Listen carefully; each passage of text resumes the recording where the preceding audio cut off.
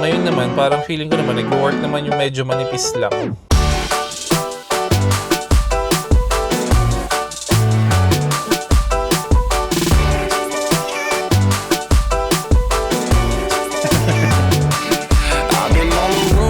Out here with the squad, everybody tryna go. Yeah, the party jumping off. Hey, we putting on a show, tryna catch a vibe. We do this every time, like na na na na na na na na. Feeling like I'm on the highway. Cause everything. Ready kami with my assistant. Ang aking assistant for today, Edessa. Hi, say hi, assistant. Hi. Kung meron na ba gamit natin dyan. So, ayun na. Meron akong shoot ngayon ng pre-birthday. Pero matagal na to. Actually, yung event is para next year pa. So, uy, kakalikot ka dyan. Huwag mong galawin yan. So, yung event is next year pa. Pero ngayon na namin i-shoot yung ano. Yung pre-birthday video niya. Kasi next year malamig na and this next month malamig na rin kasi December na. Aray ko, Desa. So yun, getting ready na kami.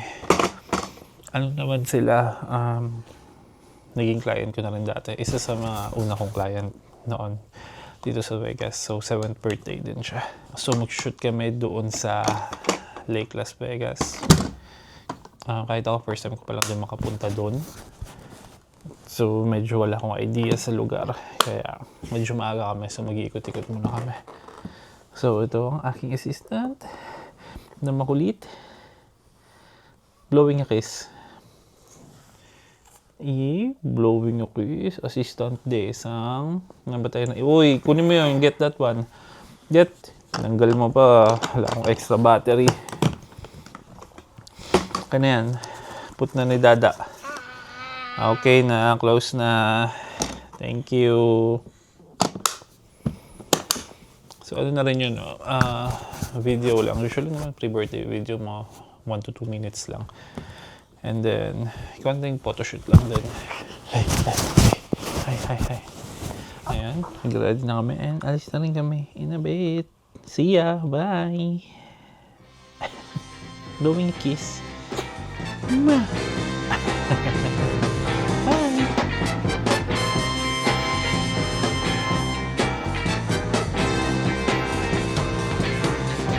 Well, I heard a lot of talk about things that you can do. You think nobody else can do it half as good as you. They tell me that you shake that thing well. I just wanna know, are you ready? Actually, itong event na to, ano pa to? For next year, January something. Pero ngayon na namin ginawa yung kanyang pre-birthday shoot kasi nga sobrang lamig na dito ngayon. So, mahihirapan yung bata pag it's either next month pagkagawin or end of December. Kasi sobrang lamig na dito ngayon. Actually, ngayon pa nga lang, medyo nahirapan na kasi malamig na. And meron tayong special guest ulit, ang ating assistant. Hi! Hi! Ano masasabi mo? Abadya. Say something. Say hi. Say hi. Say something. Say hello. Say hello. Uy! Mohiyain. So, ayun na. I-edit na natin to ngayon para wala na tayong iisipin pa. And kasi meron kaming event this weekend. Dalawa kami ni Milan. What's this? Oh, sorry. So, yun nga. May event kami nitong weekend. 18th birthday siya. And then, after nun, ang mga event ko na is yung January and then February. Sa February, kasal naman. So, hopefully, magkaroon pa ng mga bookings, no? May humabol pa this year. Sana, hopefully. Kahit birthdays lang, kahit hindi naman wedding. Kasi, usually kasi pag wedding, matagal talaga binubok yun. So anyways, may mga nakatenga pa naman tayo na tenga pa siya kasi hindi pa siya, may mga hindi pa nagda-down. So hindi pa naman sure yun pagka ganun. So hopefully magkaroon pa tayo ng mga more bookings pa, no? Para sa next year. Ang hirap din kasi ng competition dito ngayon. So we'll see next year. Ewan ko. Tingnan natin kung ano magandang strategy gawin next year. And, uy, huwag mo kunin yan kay mami mo yan. Balik mo doon, put it back. No, put it back there. Loko.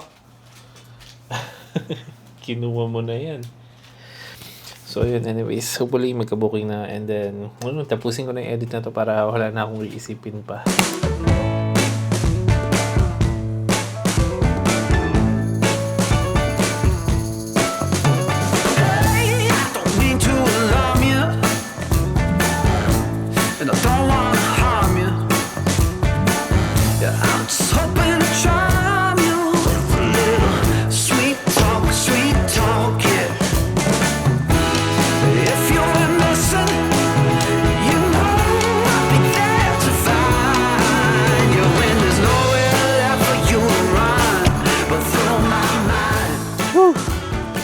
And, ayun. Good morning. Actually, good afternoon na pala. It's 1:11 p.m. na. And, naantay ko na lang bumaba si Milan. Hindi kami magkasabay bumaba kasi syempre para medyo mag-distract si Edessa. Magbabantay sa kanya isang kanyang ninang. So, ayun, sila may iwan muna dyan sa bahay. Si Kyle. Oh, ito si Milan. Wala nang space dyan sa likod. Puno na yan. Hindi umiyak si Desa. Hindi ako nagbabay. Nag-activity siya dun sa... So, yun na nga. Dad UPS Tawag dito. May naiwan kay Desa, teacher naman siya, kaya magaling mo siya sa bata. So, hindi naman kami nag-aalala dun sa part na yun. Tsaka, ewan ko sa kanya, hindi daw siya nagbabay eh. Hindi ako nagbabay. Kasi pag nagbabay ka na, Yeah. maririnig niya yung word na babay. Tingnan ko pa nga sana kung may mga naiwan ako eh. Oo nga, ba't di ka nag-check? Ay, wala na naman siguro. So, anong oras ba? Mamaya pa yung event eh. 6, pero pumunta muna kami sa hotel. Oh, 1:36. Pwede Tapos sa... medyo maaga sa venue. Para ma-videoan ng konti. And ayun. Dalawa lang kami ngayon. Eh kasi siya wala naman siya masyadong kaayusin eh. Eh ako naman stationary ko lang isang camera ko. So tingin ko okay na yan. Kaya yan, magbiyahe muna kami. Welcome vloggers. Welcome back vloggers. Always find a way. You can bet on it. Every single day.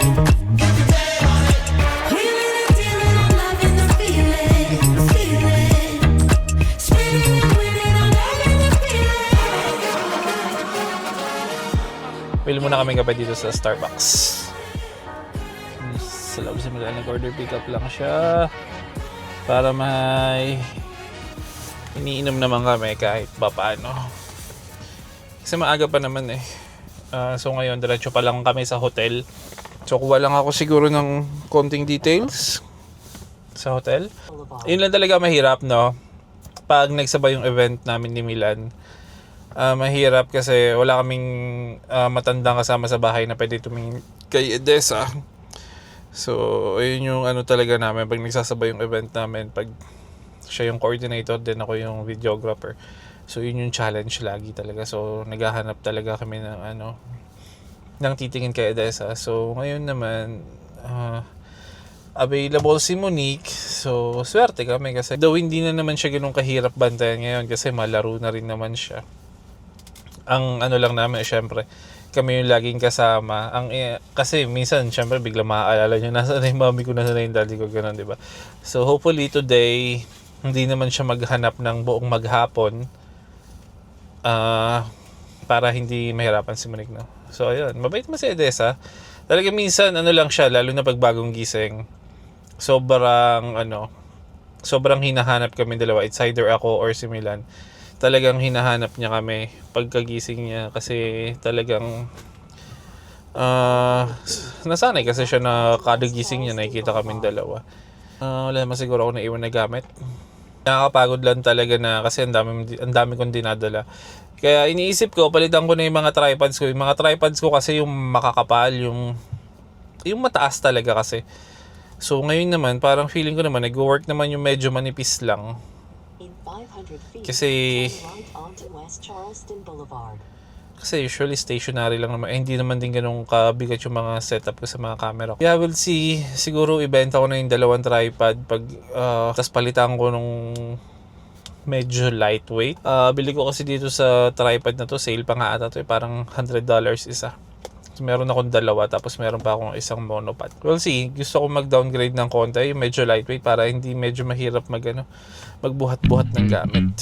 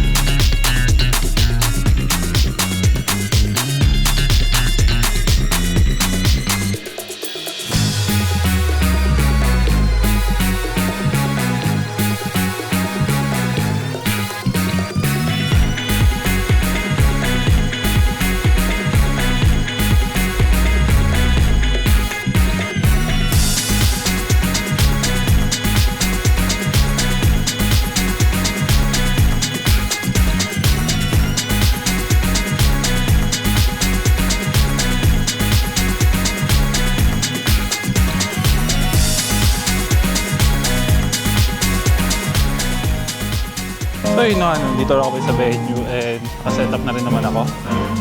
So I think, actually nagre-rehearse sila kaya medyo maingay. Medyo, ito talaga maganda pag medyo maaga ka.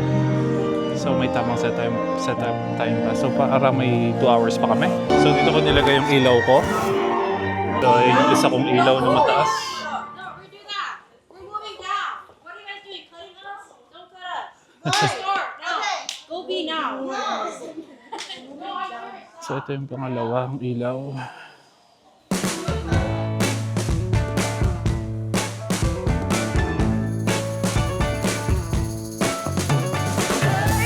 Don't mean to alarm you, and I don't wanna